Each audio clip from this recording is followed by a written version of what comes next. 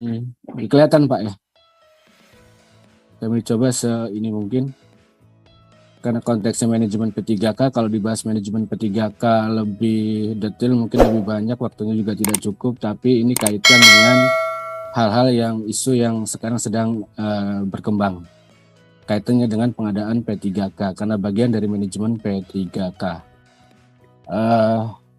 Yang pertama Bapak Ibu sekalian, seperti diketahui kalau Bapak Ibu teman-teman semua berkecimpung di dunia kepegawaian, pastinya sudah tahu dengan adanya Undang-Undang 5 2014.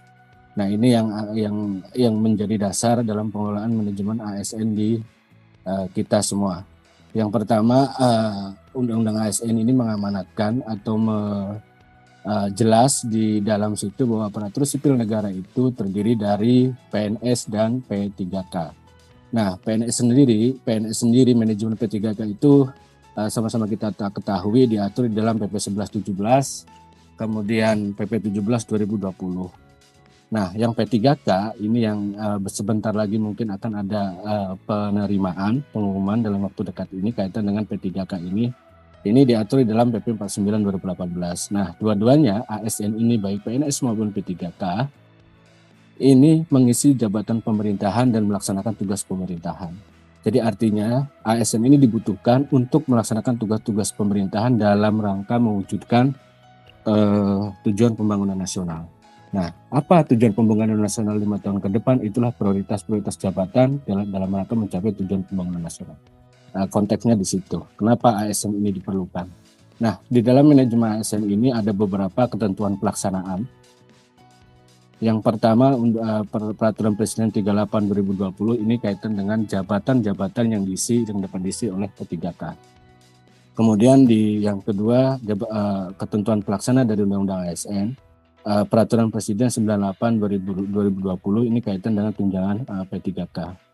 Berikutnya Peraturan Menteri 14 2019, berikutnya ada Keputusan Menteri 1197, kemudian ada Peraturan Keputusan Menteri 76. Ini beberapa jabatan-jabatan yang dapat diisi untuk P3K. Nah, ini ada beberapa yang memang sedang proses berjalan dan updating beberapa jabatan kaitan dengan jabatan-jabatan fungsional yang dapat diisi oleh P3K. Berikutnya Bapak Ibu sekalian, potret demografi. Dengan dasarnya Undang-Undang 5 ini saat ini kalau kita lihat di presentasi berdasarkan jabatan, ini nanti kaitannya dengan rekrutmen. Yang pertama, jabatan struktural saat ini ada sekitar 99% untuk jabatan struktural, kemudian 49%-nya adalah jabatan fungsional. Jabatan fungsional ini salah satunya bersumber atau berdampak dari penyetaraan birokrasi di situ. Nah, berikutnya ada jabatan pelaksana 42%. Ini hampir 50% diisi dari jabatan pelaksana dan jabatan fungsional. Jabatan pelaksana 42% ini bisa kebayang, jadi artinya di kita itu pelaksana itu masih banyak sekali di situ. Nah, ini yang sedang berkembang Bapak-Ibu sekalian kaitan dengan non ASN ini. Nah, komitmen pemerintah untuk menyelesaikan dan penanganan tenaga honorer itu sebetulnya sudah dilakukan. Yang telah bekerja di instansi pemerintah itu sudah dilakukan penyelesaian berdasarkan PP 48, kemudian PP 43 dan PP 56 2012. Ini beberapa era sebelum Undang-Undang ASN ini sudah dilakukan untuk penataan penyelesaian tenaga non ASN sebetulnya.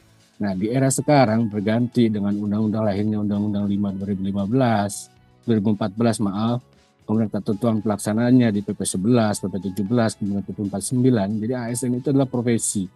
Dia bertanggung jawab terhadap performanya di situ. Nah, ini yang harus kita ketahui, pahami bersama bahwa ketentuan rekrutmen di dalamnya, ketentuan pengadaan di dalamnya itu kita mengikuti Undang-Undang 5 2014. Jadi sudah tidak lagi adanya mengangkat honorer-honorer tanpa tes di situ. Itu era lama dan itu undang-undang lama. Di situ. Kemudian berikutnya Bapak Ibu sekalian, kalau perlu kita flashback ke belakang, di PP 48, PP 43 yang sebelumnya sudah disebutkan bahwa di situ sebetulnya dari tahun 2005 itu sudah dilarang untuk mengangkat PNS, tenaga honorer itu. Nah, Paralel dengan itu dilarang, kemudian dilakukan proses pendataan. Pendataan awal itu terdata 920.702 tenaga honorer di situ. Nah, dari 900 itu kemudian diangkat tanpa tes itu sekitar 860-an. Jadi sisanya itu 60 ribuan waktu itu. Dan kemudian berkembang banyak protes, tercecer dan lain sebagainya. Beberapa honorer juga demo dengan tercecer dan lain sebagainya. Akhirnya pemerintah mengeluarkan PP 56. Pendataan kembali. Setelah dilakukan pendataan itu jumlahnya membludak di situ. Ada 11 kali lipat. Dari 60 menjadi 648 ribu di situ. Berikutnya kemudian dilakukan tes ini berdasarkan antara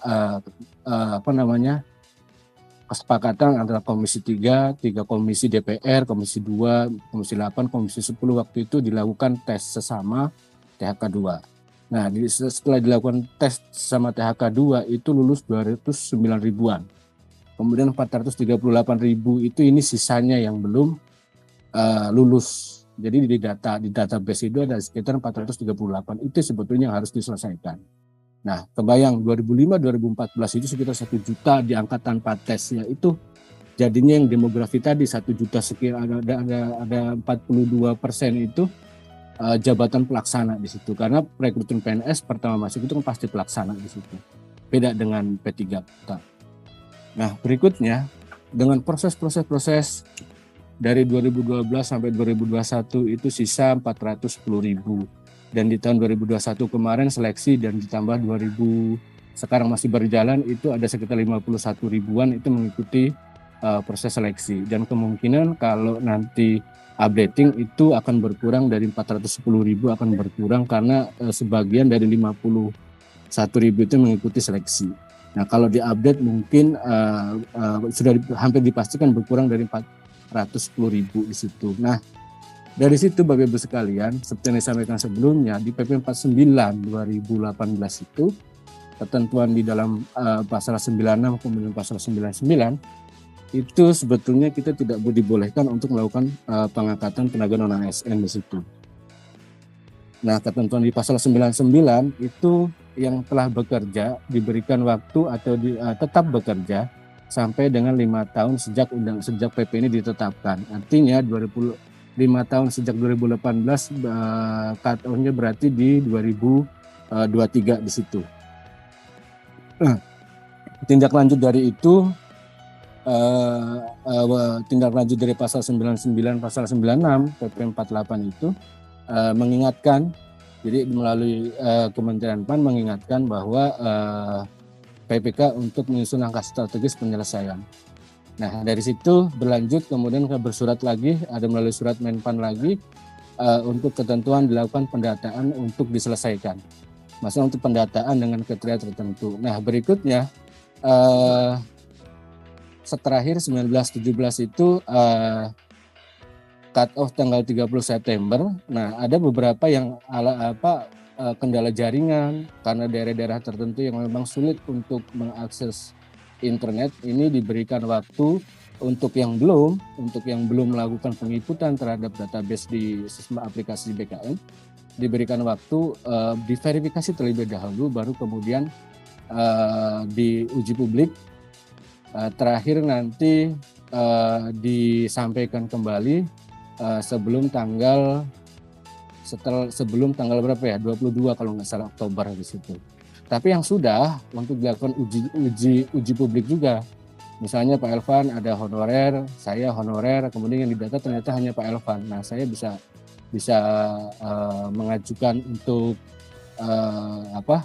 protes, misalnya untuk mengajukan bahwa saya nggak didata dan sebagainya. Itu ada proses diuji di situ.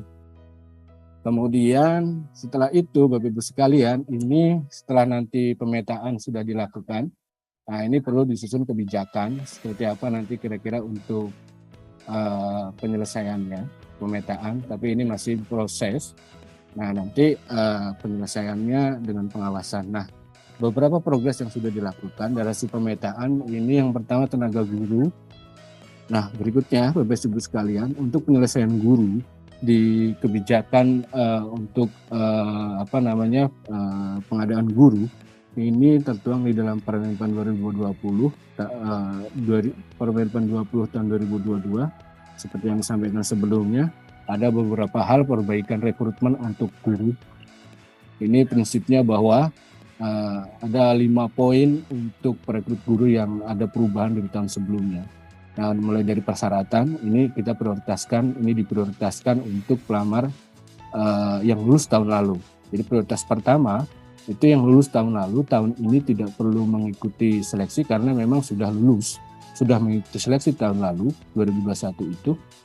Tinggal teman-teman yang lulus kemarin tahun lalu itu submit mendaftar di SSCSN untuk memastikan bahwa yang bersangkutan masih ada. Kemudian berikutnya prioritas kedua adalah THK 2. THK 2 ini termasuk yang nggak lulus, yang tahun lalu mengikuti seleksi namun tidak lulus, tapi statusnya teman-teman ini adalah THK 2, ini menjadi prioritas 2. Kemudian prioritas 3 ini guru non-ASN terdaftar di Dapodik yang sudah mengabdi atau bekerja 3 tahun. Jadi berdasarkan prioritasnya ini dilakukan seleksi dalam waktu dekat. Kemudian apabila pelamar prioritas ini sudah tidak terpenuhi, baru kemudian pelamar umum lulusan PPK dan pelamar terdaftar di Dapodik. Nah, berikutnya panitia seleksi ini Panselnas, panitia seleksi untuk instansi di Kemendikbudristek, kemudian ada panitia instansi di daerah. Kemudian seleksi kompetensi. Poin berikutnya seleksi kompetensi ini prioritas 1 seperti yang disampaikan sebelumnya ini menggunakan seleksi tahun 2021. Jadi secara by name by address sudah ada. Kemudian prioritas 2 dan prioritas 3 dilakukan dengan menilai kesesuaian kualifikasi akademik, kompetensi, kinerja, dan pemeriksaan latar belakang, background check. Nah, guru-guru yang asusila dan lain sebagainya ini pasti dicoret. Kemudian berikutnya seleksi umum dengan menggunakan CAT dan UNBK. Nah, pemenuhan kebutuhan ini berikutnya adalah pemenuhan kebutuhan. Nah, pemenuhan kebutuhan ini diprioritaskan pertama dulu. Yang lulus tahun lalu tapi tidak mendapat formasi, apabila tahun 2022 ini terdapat formasinya, ini teman-teman ini menjadi prioritas yang pertama. Secara berturut-turut apabila itu sudah masuk dan ada formasi belum terpenuhi, baru kemudian diisi oleh teman-teman THK 2. Nah, teman-teman THK 2 sudah masuk namun masih ada formasi, baru kemudian diisi oleh guru-guru yang sudah mengabdi 3 tahun di sekolah negeri itu, baru kemudian seterusnya dan seterusnya di situ. Nah, ini mekanisme untuk pengisiannya nanti.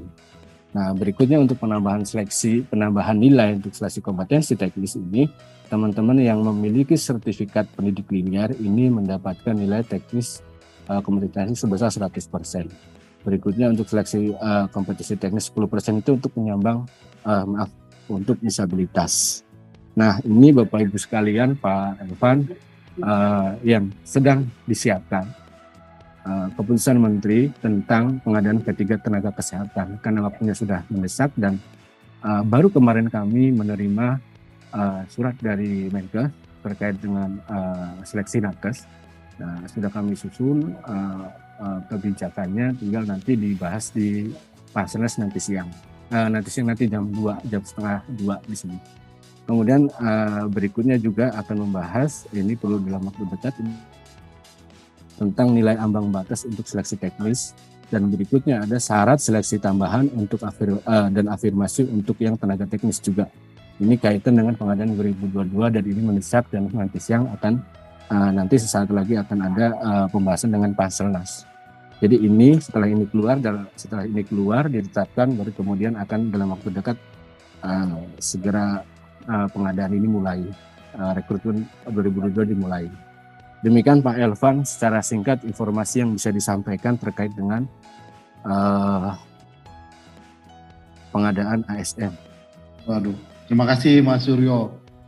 Untuk guru Bapak, jadi kan untuk P3K tidak dapat dimutasi.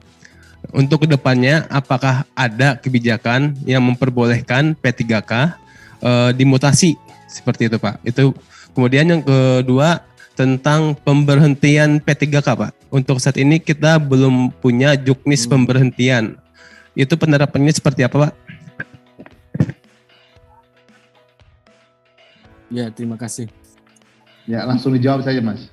P3K ini kalau dari awalnya, filosofi awalnya, pemerintah itu membutuhkan kompetensi tertentu yang siap untuk langsung bisa mengeksekusi pembangunan gitu istilahnya.